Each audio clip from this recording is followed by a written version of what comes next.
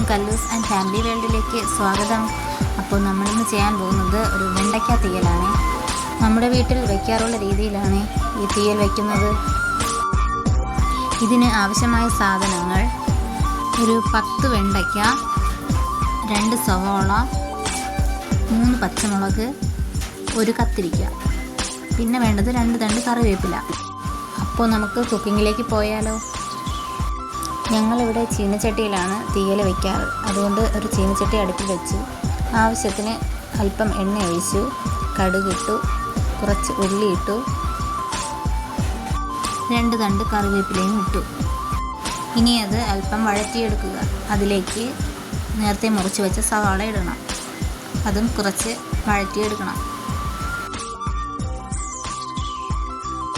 ഇനി ഇതിലേക്ക് ആവശ്യത്തിന് ഉപ്പ് ചേർക്കണം. ഞങ്ങൾ 1 സ്പൂൺ ഉപ്പ് ചേർത്തേ. കുറച്ച് വഴറ്റിയതിന് ശേഷം അതിലേക്ക് മുറിച്ച് വെച്ച 3 പച്ചമുളക് ഇടാം. ഇനി അതും നന്നായിട്ടൊന്ന് ഇളക്കി ശേഷം അതിലേക്ക് നേരത്തെ മുറിച്ച് വെച്ച കത്തിരിക്ക ചേർക്കാം. അത് കുറച്ചൊന്ന് വഴറ്റിയതിന് ശേഷം അതിലേക്ക് മുറിച്ച് വെച്ചിരിക്കുന്ന വെണ്ടയ്ക്ക ഇട്ട് കൊടുക്കാം. ഇനി അത് നന്നായിട്ടൊന്ന് മിക്സ് ചെയ്തെടുക്കണം. ഇനി ഇതിലേക്ക് വേണ്ട സാധനമാണ് തേങ്ങ. ഇത് വറുത്താണ് എടുക്കേണ്ടത്. അതിനായി ഒരു പാത്രത്തിൽ അല്പം എണ്ണ ഒഴിച്ച് 4 ഉള്ളിയും കുറച്ച് തേങ്ങയും 1 തണ്ട് കറിവേപ്പിലയും ഇത്രയും മിക്സ് ചെയ്തെടുക്കുക. ശേഷം അതിലേക്ക് കുറച്ച് ജീരകം, അല്പം മഞ്ഞൾപ്പൊടി ഇത്രയിട്ട് വീണ്ടും ഒന്ന് ഇളക്കണം.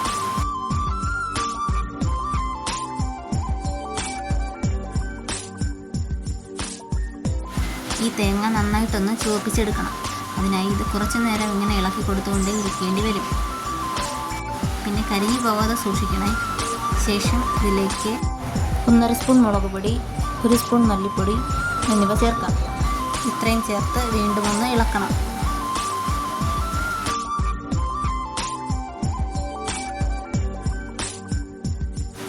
ഇതാണ് ഇതിൻ്റെ പരുവം. ഇനി ഇത് പൊടിച്ചെടുത്ത് കുറച്ച് മാറ്റിയിട്ട് ബാക്കി ഇതിലേക്ക് ചേർക്കാം. ശേഷം മാറ്റിവെച്ച തേങ്ങയിലേക്ക് അല്പം പുളിയിട്ട് കുറച്ച് വെള്ളം ഒഴിച്ച് ഒന്ന് അരച്ചെടുക്കണേ. അതിനുശേഷം 1.5 ഗ്ലാസ് വെള്ളം കൂടെ ഇതിലേക്ക് ഒഴിക്കാം. ഇത് ഒരു 10 മിനിറ്റ് അടച്ചു വെച്ച് വേവിക്കണേ. 10 മിനിറ്റ് ആയിക്കഴിഞ്ഞാൽ ഇതുപോലെ കിട്ടും. വെണ്ടയ്ക്ക തീയൽ റെഡിയാണ് കേട്ടോ.